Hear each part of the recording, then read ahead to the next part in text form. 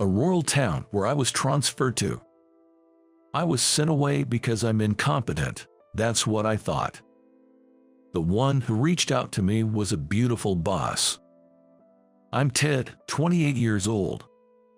I work for a company that manufactures welfare equipment, but I was transferred from the head office and came to this rural town. I wanted to be of help to someone. That's why I joined this company. I was devoted to developing products for welfare equipment, but it seems that I, who was sent away, was indeed incompetent. When I entered the modest-sized office compared to the headquarters, there's a friendly atmosphere all around. So you're Ted, huh? Nice to meet you. I'm Sarah, assigned to assist you until you get accustomed. Feel free to ask if there's anything you don't understand. Sarah, 30, introduced herself in a composed manner. She's assigned to mentor me at this branch. How do I know her age? An older, seasoned clerk who's been at this branch for long told me. She looks stern, but is actually kind and hardworking. Very strict, but a trustworthy person. And although she's 30, I've never heard any rumors about her personal life. The clerk who told me this was watching Sarah with kind eyes, saying, "She's really a nice person, you know." What's up? Is there something on my face? Indeed, she's very beautiful. As I was staring at Sarah's face with such thoughts, she addressed me, seeming a bit annoyed. "No, it's nothing." I hastily replied, and she just said, "I see," and walked away to attend to a visitor. I went over the documents handed to me by Sarah, ingraining the information about the factory I'll be visiting on a later date in my mind. I never went to the manufacturing factory when I was working at the headquarters. It's my first time visiting a factory since I joined the company, and I'm already nervous. After finishing the unfamiliar tasks at the branch, I work on project proposals to submit to the headquarters. I really wanted to be involved in product development again. I stayed late every day, making sure I'm satisfied with my work, but not to the extent it interferes with my daily tasks. Today, once again, I get home late and grab some quick dinner. I should cook for myself sometimes. I glance at my kitchen, barely used, and mutter about needing to start cooking and managing my nutrition better. After eating and taking a shower, I reach for my bag. What I pull out are the documents for the client I'm visiting tomorrow. I read about the factory's philosophy and the features of the products they handle and drill it into my head. It's impressive. I can see how they care about every single material they use. The kinds of materials listed in the factory's brochure. It surprised me and piqued my interest with their quantity and detailed description of quality. I wondered what kind of process our products made in this factory go through to be completed. Then comes the morning of the day of the external visit. Of all days, the stress from the change of environment seems to be affecting my body. "Good morning, Ted. You don't look so well. Are you okay?" Sarah, usually so strict, seems to be worried and looks at me with concern. "I'm sorry, I'm fine." I acted bravely, not wanting to worry her. "Let's get going, Sarah." But Sarah still looked concerned. I didn't want to cause her any trouble, so I quickly finished preparing for the visit and hurried to leave. "Let me know if you start feeling worse." I guess she could tell I wasn't feeling great. She put some of the company's medicine in my bag, and I could help but smile. It was not just about seeing her kind side, but she also put a bunch of band-aids in there. When will I use those? I was smiling at her innate side. And so, we arrived at the manufacturing factory and completed greetings and the process check. The plant manager who showed us around was very personable. It was evident even to a newcomer like me. Embarrassingly, it was my first time seeing manufacturing process. While much of the manufacturing process involved machines, there were also numerous steps that required a human touch. I was impressed by the number of people involved from planning to manufacturing. Amazing. isn't it? Did you realize manufacturing a product and sending it to market aren't a simple task? Yes, I did. I was overwhelmed to see the manufacturing process for the first time. On the way back, Sarah, speaking to me, mentioned there were things that could be done because it was a branch office, speaking rather profoundly. There are things we can do because it's a branch office. For example, while listening to her, my eyes drifted to the opposite sidewalk. Charlie, a dog on the other side of the crosswalk, looked remarkably like Charlie, the beloved dog of my family, who had recently passed away. Ted, are you listening? Ted, it's a red light. Before I knew it, I was crossing the street after the dog at a red light. Maybe because I wasn't feeling well, I didn't realize the light had turned red at that time. Ted. Sarah's voice sounded panicked, and as I turned around wondering what was going on. In that moment, I hear the sound of a blaring horn and find myself being shoved by Sarah, who had run in front of me. Next thing I knew, I was lying in the middle of the road, and a little away in the middle of the crosswalk, Sarah was also down. A distraught driver rushed over to Sarah and was calling somewhere. Through the noisy surroundings and blurry consciousness, I understood Sarah had been hit by the car. That's where my memory cut off.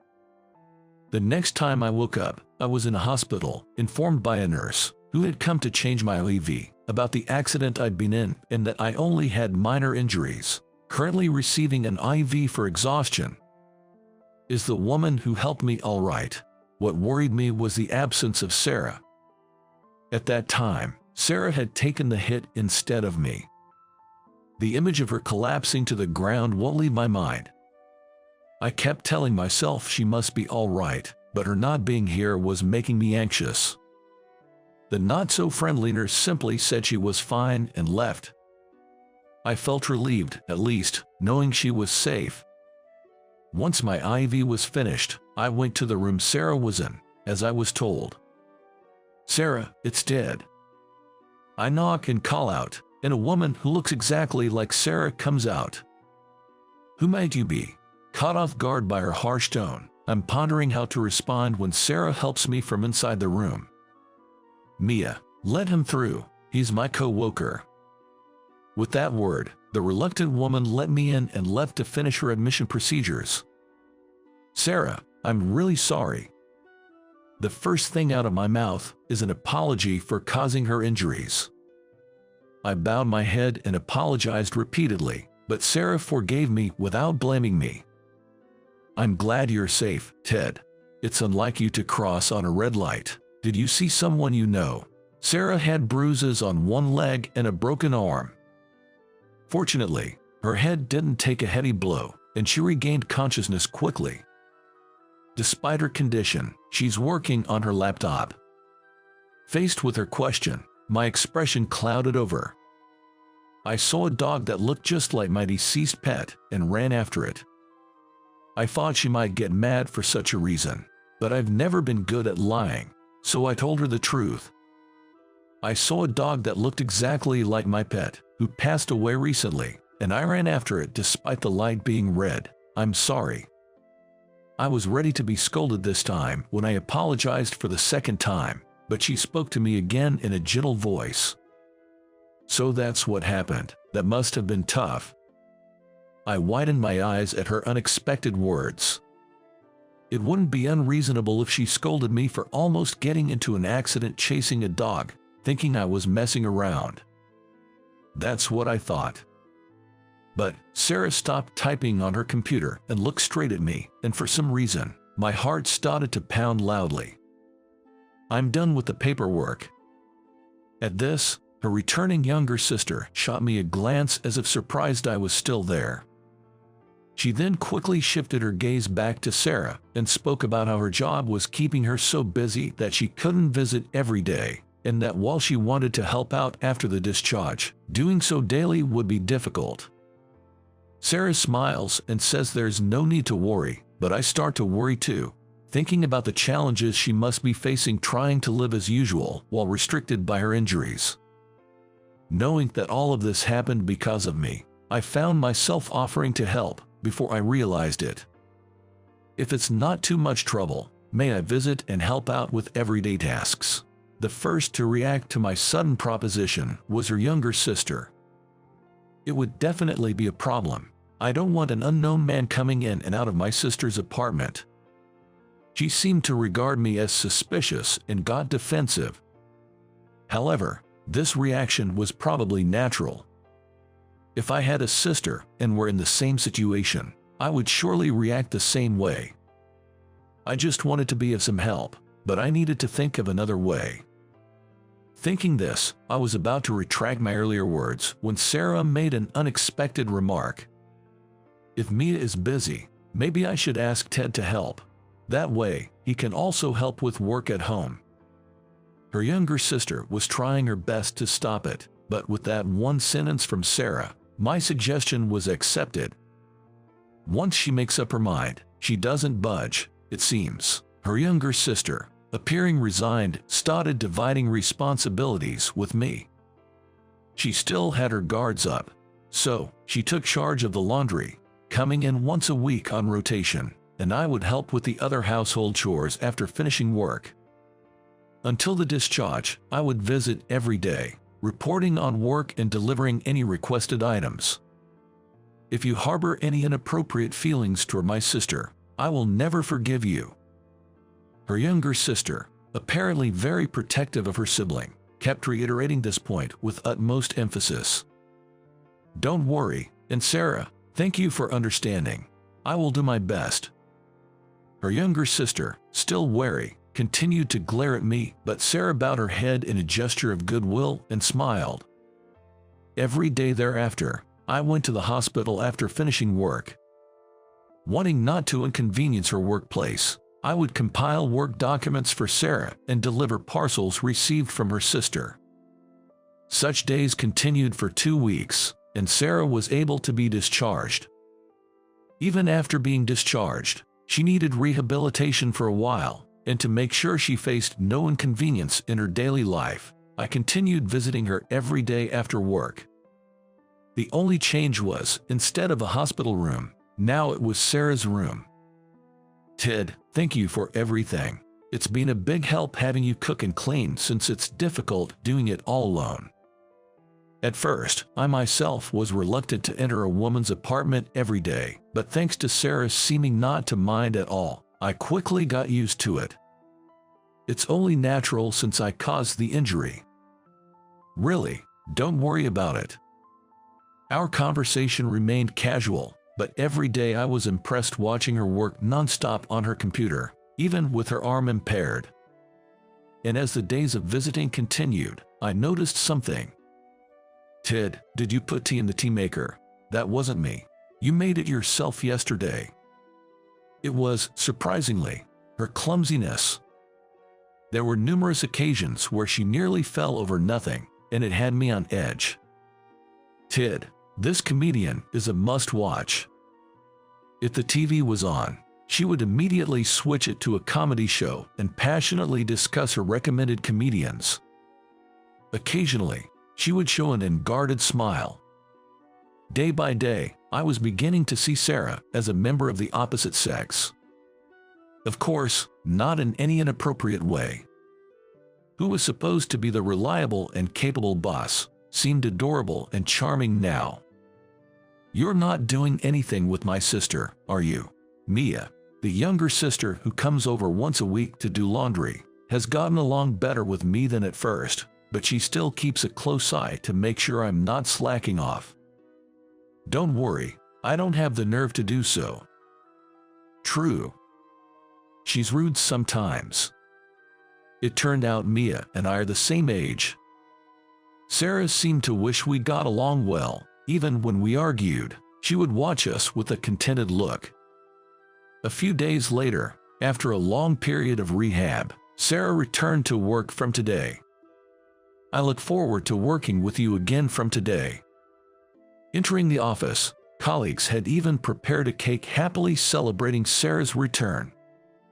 Amidst the festive mood enveloping the office, Sarah showed a soft smile I've never seen before.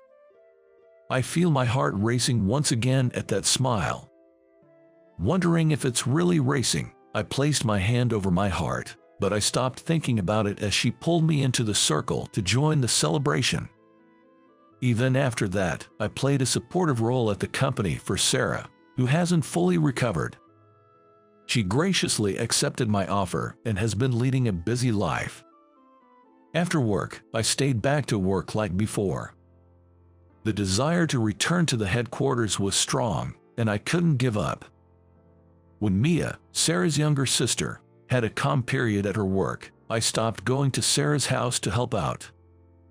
Although slightly lonely, I allocated that time to work on project proposals, sparing even my sleep. It seems Sarah noticed my state, and one day during work, she took me out, saying she was going to visit clients. Do we not need to conduct the process checks, especially not doing anything in particular, just visiting clients and making small talk? There weren't the usual process checks or submissions of proposals, which seems odd. Today, we just need to show our faces. Observing and talking to the people working at the factory is enough. For Sarah, who's efficient in her work, this was an unusual schedule. I wondered what meaning there is in these seemingly pointless outside rounds. The answer remained elusive as work hours came to an end. Watching colleagues leaving earlier, I, as usual, stayed back alone to work on the proposal. "You're working hard, Ted." For some reason, I could hear Sarah's voice in the now empty office. Sarah, it's unusual for you to be here at this hour. You should go home early. Mia will be worried." She handed me a cup of coffee and sandwich. She practically forced me to eat, saying I should have something. Sarah, who bought one for herself too, starts a conversation before she began to eat. "Ted, I heard you were involved in product development at the headquarters. They say you were really dedicated." That was when I was at the headquarters. Yet why was I transferred to a rural branch? She says she was too curious and asked upper management directly about the reason. You may think you were transferred because you were incompetent, but that's a big misunderstanding. Her approach, as if she's seeing right through my heart, made me stop eating and look straight at Sarah. "The headquarters wants you to build a production line for the products." These were the words said to me when I was transferred, by my boss at the time. But back then, I thought they were just words to console me. I thought it was just a pity to be transferred from the headquarters to a rural branch. I just assumed that and left the headquarters without saying anything. Now thinking back, I felt I was quite rude. That was just a comforting word. I couldn't comprehend, and Sarah continued her words. "Ted, you are a person who can show detailed consideration. I felt it during the period you were helping me. Not everyone can do that." Sarah said, "Even the bosses at the headquarters respected my consideration, and they thought I should be involved in the process of production." I knew the passion for product development, but only by interacting with the makers, we can make better things. And to support such people is what the company values the most, she taught me. Just submitting product plans and having them made. Such a relationship should not be taken for granted. For that reason, they want me to play a role in connecting the company and the makers. That's what Sarah told me. From that conversation, I realized the words my boss said to me at that time were not lies. At the same time, I realized that I was too attached to the title of the headquarters and missed many things. There are realities I wouldn't have known if I hadn't come to the branch. There must be many employees like me. So, Ted, you are not incompetent, you are expected. You were transferred to improve the future of the company. At her last words, tears came to my eyes. Because I thought I was incompetent. The tight string of needing to work hard was slowly cut, and I felt relieved. "I'm glad. I thought there was nothing I could do." While sobbing, Sarah gently stroked my back until I calmed down. And from this day forward, I decided to reconsider the way I work. I stopped sticking to the headquarters and increased my visits to clients. The bosses appreciated my consideration. If that can be of help to someone, save someone, and be reflected in my work, I want to do my best with what I can do now to lead to the development of better products. For that, the exchange of opinions between those who think and those who make is important. A place for interaction through the internet. I succeeded in creating such new connections between companies. However, another change came about within me after that. Despite finding a sense of purpose at work and living fulfilling days, I began to notice an increasing emptiness inside me day by day. I didn't know what it was. But it's always the alone time after I get home that I feel lonely. I've been living alone for a long time. Is it strange to feel lonely now?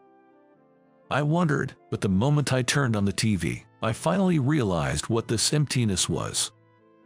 The channel I had changed unconsciously was showing a comedy show, and the food I made was for two. Yes, I still miss the seemingly short period when I went to help. What I recall is eating across from Sarah, absorbed in the TV on the sofa, and having casual conversations. I finally realized my feelings when I found myself looking for traces of Sarah. Then, I decided to contact her. To ask her if we can meet right now. We decided to meet near Sarah's house, at a stylish wine bar.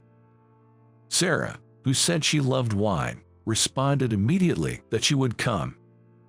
Sarah happily sipped her wine amidst my nervousness. As I was timing when to confess my feelings, she said, "Hey, Ted, when I'm alone in my room, I don't know why, but I feel lonely. I look for traces of when you were there, and I find myself wanting to see you, so I like you. I wanted to tell you, so I did." To my surprise, it was Sarah who confessed her feelings to me. I was also taken aback because our feelings were mutual, and I couldn't help but widen my eyes. "Sarah, I feel the same way. I was lonely, looking for traces of you. I invited you today because I wanted to confess. You beat me to it, but I like you." My confession ended up being a bit messy. However, Sarah, realizing we felt the same way, turned red and broke into laughter, perhaps to hide her embarrassment. I also couldn't help but laugh, and a cheerful atmosphere enveloped us. And from that moment, we officially started dating.